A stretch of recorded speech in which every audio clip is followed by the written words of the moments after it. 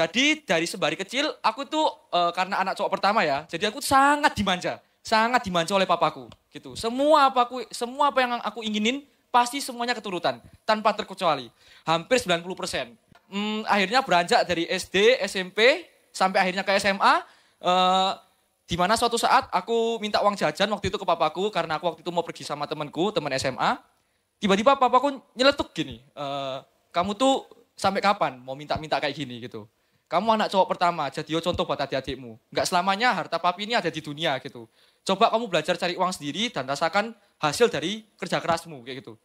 Dari situ aku langsung kayak, iya apakah ini waktunya gitu. Waktu itu aku di SMA kelas 2 kalau nggak salah, jadi aku umur 16 tahun.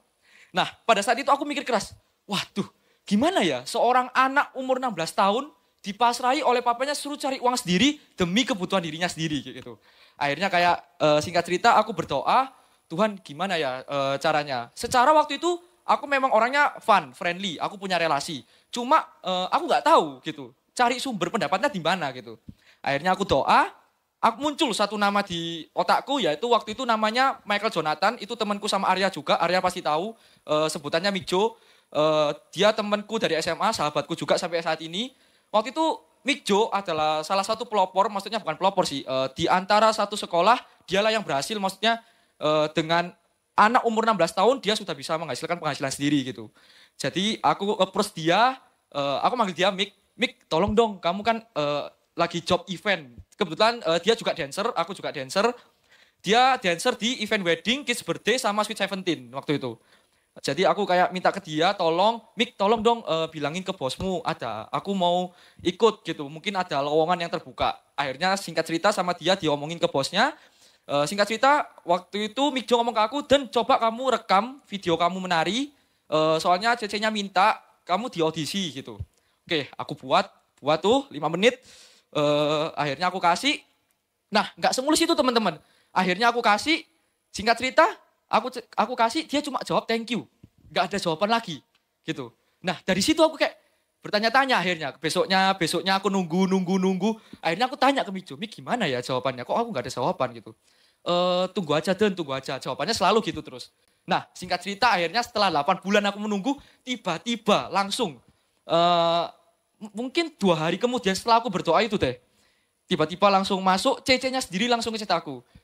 Arden itu yang waktu itu kamu audisi, kamu aku terima, kamu besok hari Minggu job ya gitu. Hari itu juga langsung kayak ternyata dibalik semua itu Tuhan itu punya maksud gitu. Yang aku pengen sampaikan di sini tuh waktu kita itu bukan waktunya Tuhan teman-teman. Dan singkat cerita pada akhirnya di bulan November itu aku dapat job di mana 1 bulan aku bisa menghasilkan 2,5 juta. Aku sampai ya Tuhan, oke, thank you gitu. Aku sampai thank you. Jadi waktu kita itu bukan waktunya Tuhan teman-teman. Apa yang menurut kita baik belum tentu baik juga menurut Tuhan gitu. Itu adalah keselamatan pertama yang Tuhan taruh dalam hidupku. Jadi untuk teman-teman, apapun kalau kalian mau butuh, apapun kalian yang mau minta, jangan lupa minta kepada Tuhan terlebih dahulu. Mamaku selalu ngajarin sama aku, minta sama Tuhan gitu. Dari dulu aku kecil, aku kan deket sama mamanya Clarissa, namanya Ai Debbie kalau kalian tahu. Ai Debbie itu selalu ngomong ke aku, kamu kalau ada masalah, kalau ada mau minta apapun, ngomong sama Tuhan, doa sama Tuhan dan minta sama Tuhan gitu. Pasti akan ditambahkan kepadamu. Kayak gitu. Nah singkat cerita, setelah aku job-job itu, aku dipercaya banyak job sama CC-nya. Nah, aku pengen lebih teman-teman. Pada waktu itu kan 2019, 2020 COVID. 2020 COVID, gak ada pendapatan sama sekali, event-event tutup, nol semua, dah zero gitu. Akhirnya sampai tahun 2022 awal itu udah mulai reda kalau gak salah teman-teman. 2022 awal, gak reda sih, maksudnya ya oke lah udah sedikit merendah gitu. Nah aku punya cita-cita, ya Tuhan gimana ya, aku pengen punya HP baru gitu. Aku pengen iPhone waktu itu. Pada saat itu aku pengen iPhone. Karena lihat waktu itu teman-teman SMA aku tuh udah pakai iPhone semua gitu, gengsi gitu. Terus tapi aku sadar dengan pendapatanku dari job yang sebelumnya, kalau kalian teman-teman tahu itu 2,5 juta itu akumulasi ya 1 bulan. Tapi kalau teman-teman tahu itu aslinya per event aku cuma dibayar 300.000. Cuma dibayar 300.000. Nah aku nyadar waktu itu kayak aduh gimana ya Tuhan, kalau ngandalin 300.000, aku nabung 10 bulan gak makan lah anakku. Kayak 10 bulan dapat job simpen, gak makan lah gitu. Akhirnya aku berdoa, ya apa caranya Tuhan tolong kalau semisal ada Berkat lebih tolong ditambahkan kepada aku kayak gitu.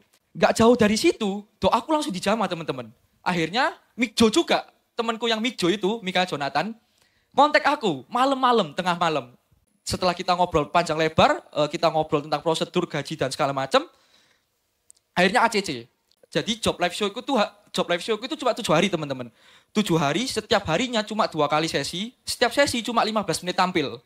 Dari situ aku kayak, wah aku bisa nabung ini. Aku bisa nabung buat beli iPhone gitu. Tapi gak berjalan mulus teman-teman. Karena yang seperti kalian tahu namanya anak muda ya. Dikasih uang banyak, langsung. Gak tahu kemana itu uang. Buat beli baju, sepatu, raket, banyak. Habis teman-teman, habis. Jadi kayak mau nabung iPhone gak jadi jadinya gitu. Nah singkat cerita, akhirnya pada akhir tahun 2022 aku udah komitmen kayak Tuhan tolong ini beneran kalau misal emang aku bisa beli iPhone akhir tahun ini atau enggak awal tahun depan berarti awal tahun 2023 Tuhan luar biasa dalam hidupku gitu. Bulan November akhirnya ada job masuk. Teman-teman bayangin, dari aku orangnya boros ya, yang langsung dapat habis. Tapi pada waktu itu bosku nawari langsung 3 job sekaligus teman-teman. 3 job sekaligus dari bulan November sampai Januari awal tahun. Yang at least di mana gajinya itu keluar di Januari akhir, maksudnya diakumulasikan. Nah, Tuhan itu berencana buat aku ngeluarin di akhir, supaya apa? Supaya duitnya tuh terkumpul dan langsung beli ini gitu. Enggak langsung habis. Waktu kita itu bukan waktunya Tuhan gitu. Tuhan itu tahu kapan waktu terbaik buat kita gitu. Jadi Tuhan tahu aku ini orangnya boros, makanya dikasih waktu langsung 2 bulan sekaligus dikeluarkan di terakhir supaya kamu bisa mendapatkan apa yang kamu mau. Ayat penutupnya ada di 1 Yohanes 5 ayat 14 sampai 15. Inilah keberanian percaya kita kepadanya bahwa jika kita meminta sesuatu menurut kehendaknya, Dia mendengarkan kita. Dan jika kita tahu bahwa Dia mendengarkan apa saja yang kita minta, maka kita juga tahu bahwa kita mendapatkan apa saja yang kita minta dari Dia.